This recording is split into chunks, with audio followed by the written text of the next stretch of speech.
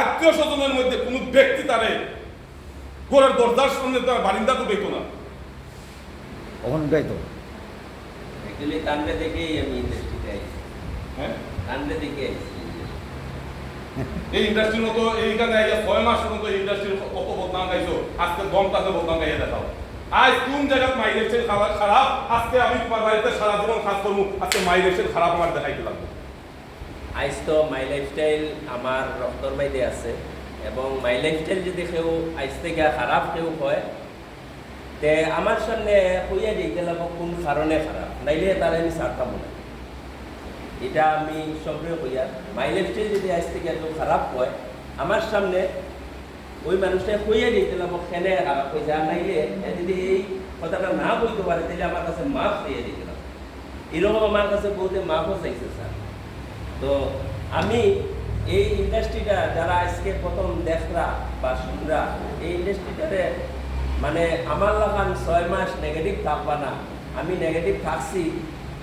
তো এটা আমার কিছু ভুল, ওখানে আমি আমার ছেলের উপরে ভরসা করছিলাম এবং আমার প্রবন্ধকের উপরে ভরসা করছিলাম, ভাবছিলাম তারা করব, কিন্তু একই মানে জিনিসটা আমার ভুলটা আমার ওখানে সারপ্রাইজে মানে আমি নিজেরে বুঝতে পারছি যে এই ইন্ডাস্ট্রি করতে গেলে নিজের করা লাগবে।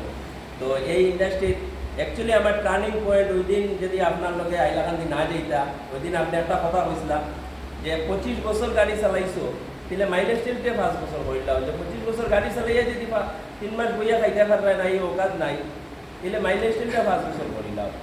আর উনি আমার একটা কথা কইছিলাম, আমি তাহলে কইছিলাম যে মাইলেজ টেল তো স্যার কেউ করে না, বলে তাইলে তুমি করে নাই। আমি বলে আমি করতাম, মানুষই তো আমার লগে আয় না, তাহলে তুমি মানুষ বঞ্চ নি। আমি বলে আমি কিনা মানুষ নাইনি স্যার, তাহলে তুমি ও মানুষ, তোমার লগে মানুষ আর না মানে ও মানুষ। তাহলে আমি তখন গিয়া তাহলে একটা কথা কইলাম, মানে আপনি তো বড় তেরা তেরা মাতুন স্যার, বলে আমি তেরা মাতি বুঝাইলে তখন নাইলে যাবো। তাহলে আমি তখন একটাই জিনিস তাই কইছিলাম যে মাইলেজটা যদি পড়তে হয় তাইলে সকালে উঠতে লাগবে। তখন আমি সকালে উঠতাম না, যে সব জিনিসই ভালো থাকে। আমি তখন সকালে উঠা শুরু করলাম, তাই বলছিলাম সকালে উঠো আটো, এমনিও তোমার লগে মানুষই। তো তান্ডে আমি খুবই খারাপ পাইতাম, আজকে আমি সবার সামনে শিকার খাইয়ার সব তান্ডে আমি সব সময় খারাপ পাইতাম, ভাবছিলাম তাই মনে হয় বড়, কিন্তু তিতা লওয়াটা খুবই জরুরি।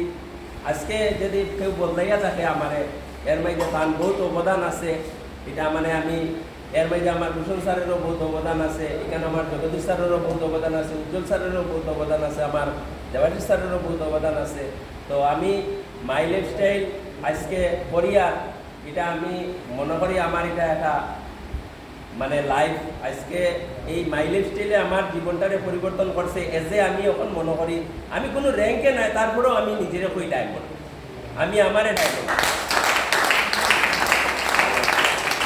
আমার কথা নাই যে কোনো ভুল হইয়া থাকে ক্ষমা কথা, আমি একটাই কথা কইব, সর্বদা সর্বক্ষণ যারা মাই লাইফস্টাইল করে সততার সহিত আমি ঈশ্বরের কাছে কই যে তারা সবাই মঙ্গল করে।